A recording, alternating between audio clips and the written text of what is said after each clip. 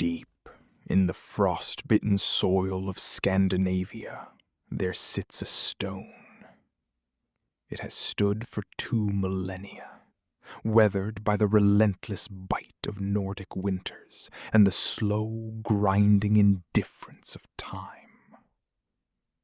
To the casual observer, it is merely a relic of a primitive age, a jagged slab etched with strange, angular incisions. But to those who know how to look, it is something far more terrifying.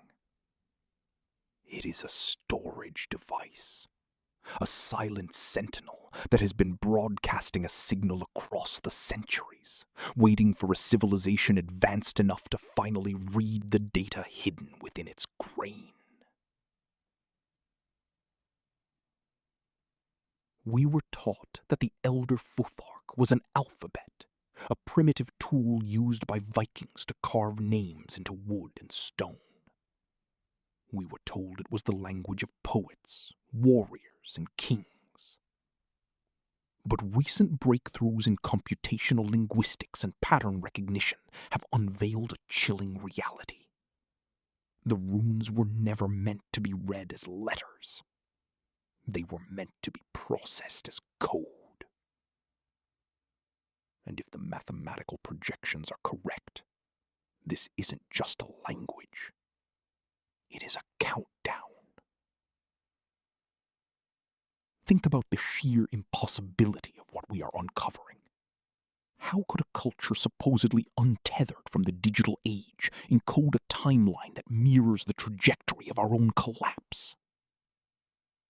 The runes operate on a system of structural resonance, a binary-like arrangement of strokes that, when mapped against the cycles of human history, reveal a pattern so precise it defies coincidence. It is as if the ancients weren't writing history. They were documenting a sequence of events that had already been pre-calculated. We live in an age of arrogance. We believe we are the pinnacle of human achievement, that we have decoded the secrets of the universe through our silicon chips and global networks.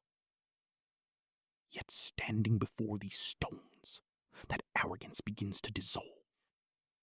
There is a cold, hollow feeling in the pit of your stomach when you realize that someone, or something, understood the fragility of our existence long before we even learned to harness electricity.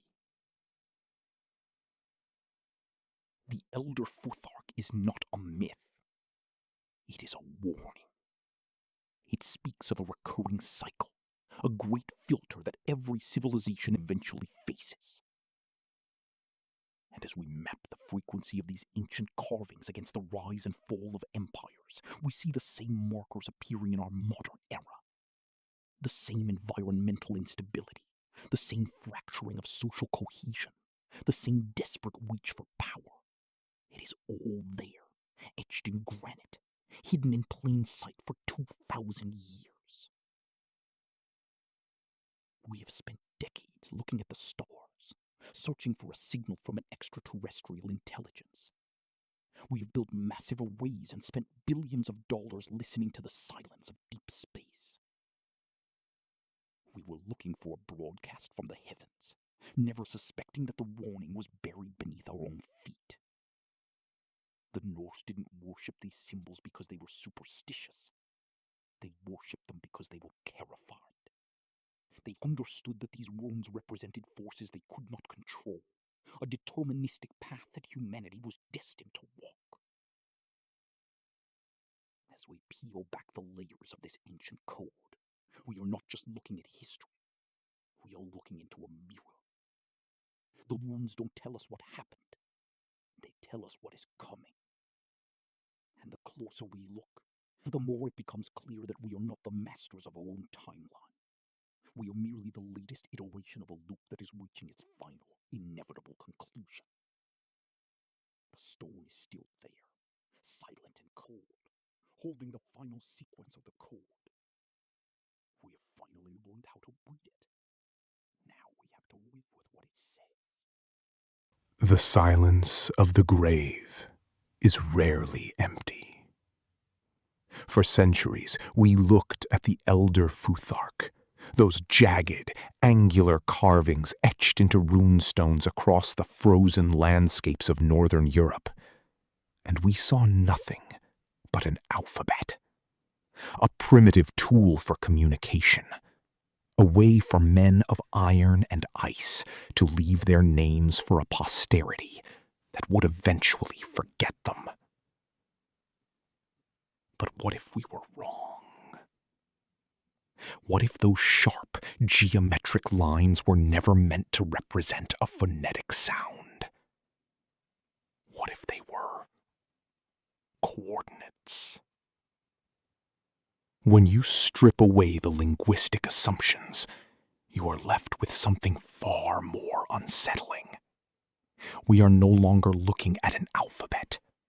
We are looking at a mathematical architecture. Modern computational analysis of these inscriptions has revealed a pattern that defies the randomness of human language. These symbols appear in burial sites not based on the names of the dead, but in direct alignment with the celestial mechanics of the sun.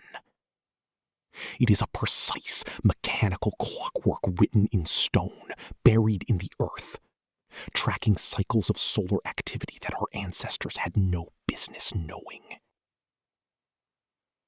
Consider the runic sequence itself. It does not follow the natural progression of a spoken language. It follows a mathematical progression, a series of ratios that mirror the golden mean found in the growth of galaxies and the structure of our own DNA. When we mapped these runes against the historical records of solar flares and magnetic pole shifts, the hairs on the back of our necks began to stand up. The Elder Futhark isn't a story about the gods. It is a ledger. It is a record of the sun's heartbeat, and more terrifyingly, an alarm system for when that heart begins to skip a beat. The ancient people who carved these stones were not worshippers of chaos. They were observers of a cycle. They understood that the sun, the very source of life, is a fickle deity, a giant, burning engine that occasionally decides to reset the board. We found these stones in the most desolate, wind-swept reaches of the north, positioned exactly where the magnetic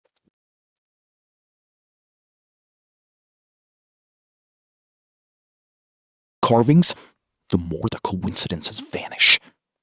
We aren't looking at random scribbles. We are looking at a countdown. When you overlay the placement of these stones against the timeline of Earth's major climatic shifts, the precision is chilling.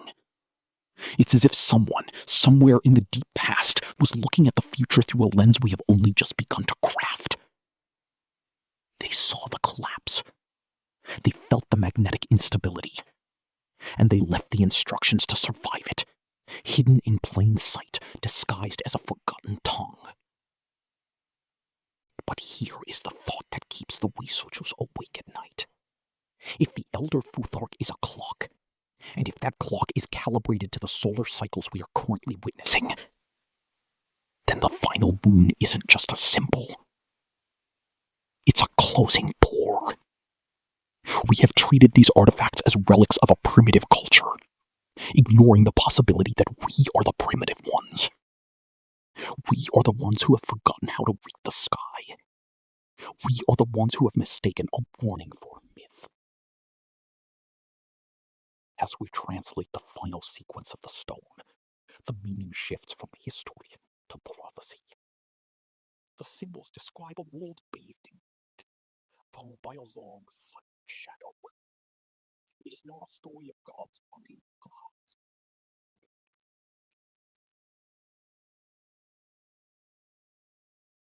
They were a message left for the people of the future, warning us that the sun is not a constant, but a cycle.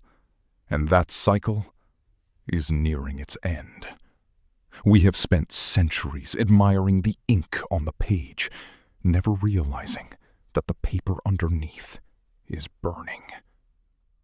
The code has been cracked, but the question remains. If you knew the end was written in the stone, would you change your path? Or would you simply watch the shadow grow, waiting for the final mark to be carved?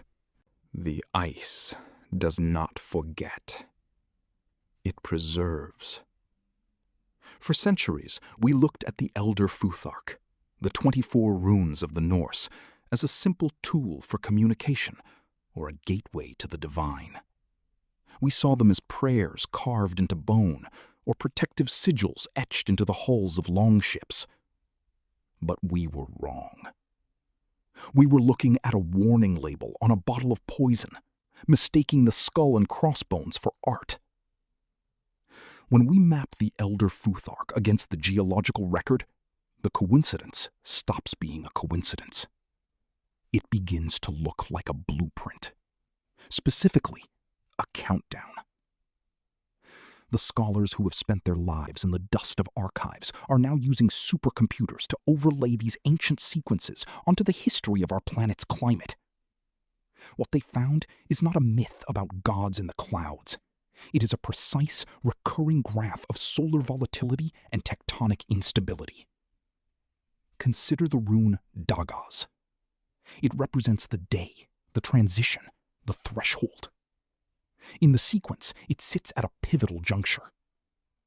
When we align the phonetic and numerical values of the Futhark with known solar cycles, Dagaz corresponds with the massive solar grand minima that plunged the northern hemisphere into the Little Ice Age. It is a marker of transition, a warning that the sun, the very god the Norse worshipped as Sol, is not a constant. It is a flickering candle in a drafty room. The pattern becomes more disturbing when you look at the sequence of the Isa rune, which signifies ice, stagnation, and the freezing of time. In our current timeline, the data points show a mirror image. We are not entering an age of ice, but we are witnessing the exact inverted resonance of the climatic shifts that defined the fall of the Bronze Age civilizations. The runes describe a cycle of fire and frost, a rhythmic heartbeat of a planet that is currently accelerating toward a state of equilibrium we have never seen. Why would a culture of seafaring raiders know about the solar cycles of the 21st century? Perhaps they didn't learn it. Perhaps they remembered it. They spoke of the Fimbul winter, the great winter that precedes the end of all things. We dismissed it as a dark folklore trope, a dramatic device to keep the listener shivering by the hearth. But as we analyze the atmospheric carbon records from the ice cores in Greenland, the timeline of the Fimbul winter aligns with the cooling periods that followed catastrophic solar events. The Norse weren't predicting the end of the world because they were pessimistic. They were predicting it because they knew the rhythm of the collapse. The most unsettling realization is not that the climate is changing. It is that the change is cyclical, and the Elder Futhark is a ledger. It is a ledger that records the debt we owe to the earth. The runes are not just letters, they are frequencies. When you arrange them in the order of the Elder Futhark, they form a sonic map of the Earth's magnetic fluctuations. We are currently living through the final sequence of that map. We see the signs everywhere now. The erratic behavior of our technology, the sudden violent shifts in global weather patterns that defy our modern models, and the strange, lingering sense of unease that permeates our collective consciousness. We call it climate change, a clinical term for a clinical disaster. The ancients called it Ragnarok. They knew that when the sun loses its strength and the earth begins to shake, the social fabric, the very thing that holds us together, would be the first thing to tear. We are standing at the threshold of the final rune. We have decoded the language, but the translation offers no comfort. It tells us that we are not the masters of this planet, nor are we the architects of our own future. We are merely the latest inhabitants of a house that has burned down many times before. The fire is coming, not because of what we are doing today, but because of the nature of the cycle itself. And the runes, those silent, jagged marks carved into the bedrock of history, are simply waiting for us to finish the final stanza of the song. The question is no longer whether the collapse is coming. The question is whether we are brave enough to read the rest of the warning, or if we will continue to pretend that the symbols are just stories. The Elder Futhark was never meant to be a simple alphabet. It was a countdown. For centuries, we looked at the final inscriptions found in the remote glacial caves of Scandinavia as nothing more than the chaotic scribblings of a dying culture, a desperate scramble of symbols left by those who saw their world retreating into ice. But when we applied modern predictive algorithms to the terminal sequence of these runes, the silence of the past suddenly began to scream. We are not looking at poetry. We are looking at a forensic timeline of planetary catastrophe. The final sequence, long considered an undeciphered linguistic anomaly, aligns with a terrifying precision to our current global infrastructure models. It begins with the rune Dagaz, the symbol of the dawn, which in this context acts as a grim warning, the finality of a singular blinding event. When we mapped the structural cadence of these runes against the datasets of solar physicists, the correlation became impossible to ignore. The ancients were documenting the precise periodicity of coronal mass ejections, the very solar flares that modern engineers fear could strip our planet of its digital nervous system in a matter of minutes. The runes don't just predict the event. They describe the aftermath. They speak of the Great Silence. They map a systemic collapse that mirrors our own precarious reliance on interconnected grids. It is a blueprint of a civilization losing its tether to the modern world, not through invasion or war, but through the sudden violent erasure of the artificial light we have built to banish the dark. As we analyzed the remaining symbols, the narrative shifted from observation to prophecy.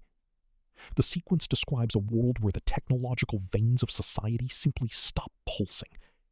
It is a cold, calculated account of a civilization that climbed too high, built too fast, and forgot that the gods of the sky, the very forces the Norse feared, were never really asleep. They were simply waiting for the cycle to reset. The disturbing truth that lies at the heart of the Elder Futhark. It suggests that history is not a straight line of progress, but a circular trap. We believe we are the architects of our own destiny, masters of silicon and light. Yet we are tracing the exact same patterns left by those who stood in the shadow of the same sun thousands of years ago.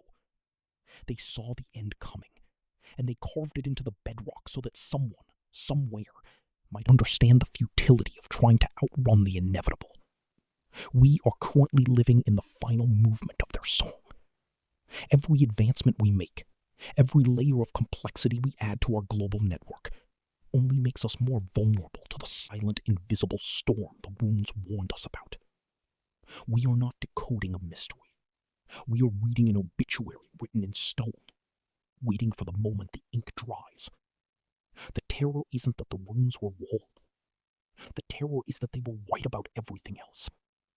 And as we look at the final empty space at the end of the sequence, we have to ask ourselves if we are the generation that finally fills in the last mark. The one that signifies the end of the current age, and the return of the world to the cold, quiet dark from which it began. The gods of the old world are gone, but the forces they worshipped remain, and they are moving closer to the threshold of our reality every single day. The warning was clear from the start. We were just too arrogant to listen. We have spent thousands of years staring at the Elder Futhark, convinced that we were looking at a language.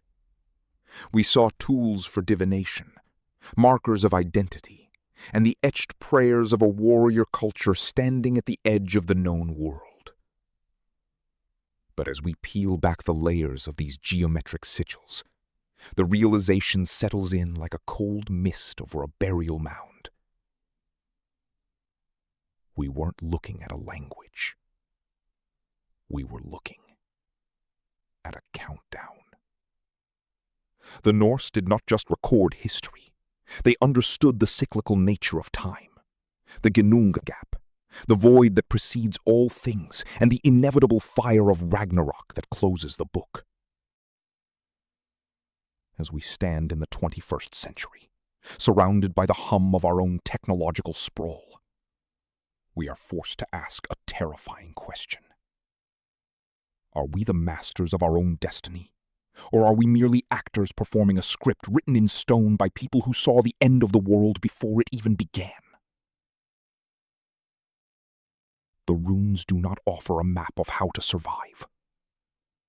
They offer a mirror. When you translate the sequence of the Futhark, not as phonetic sounds, but as a progression of existential states, you see a trajectory that aligns chillingly with the trajectory of human ambition. We moved from the raw connection to nature into the mastery of the elements, then into the cold, calculated structures of civilization, and finally, into the hubris of the digital age. Each rune acts as a marker of a threshold crossed, a point of no return.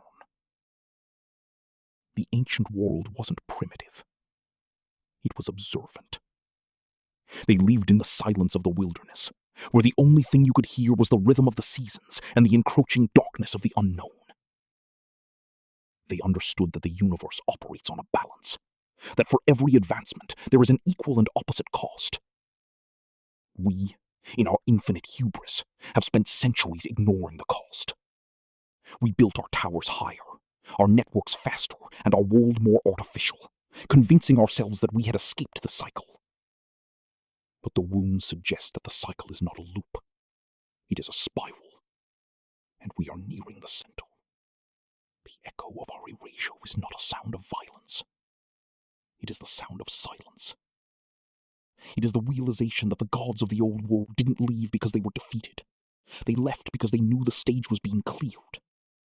We are currently living in the final act of a play that has been running since the first human looked at the stars and felt a sense of dread. If these symbols truly contain a warning, it is not a warning to change the future. It is a warning that the future is already written in the soil, in the marrow of our bones, and in the very logic of our expansion. We have decoded the pattern, yet we find ourselves powerless to stop the motion. We are the inheritors of a legacy we are too arrogant to understand, racing toward a finish line that was marked out in granite thousands of years ago.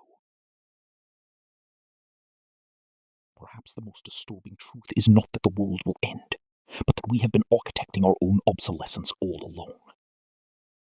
The runes were never a message for us to learn. They were a record of what we were destined to become. As we look at the final sigils of the Futhark, we see the dissolution of order, the return to the veiled, and the quiet erasure of everything we have built. We are not the architects of the future. We are the final witnesses to the closing of a chapter. The runes had been waiting for us to catch up, not so that we could change the outcome, but so that when the fire finally comes, we will at least know why. We were never meant to conquer the cycle. We were only ever meant to fulfill it. And now, as the pattern completes, the only thing left to do is watch the horizon and wait for the echoes to fade into the silence from which they first emerged.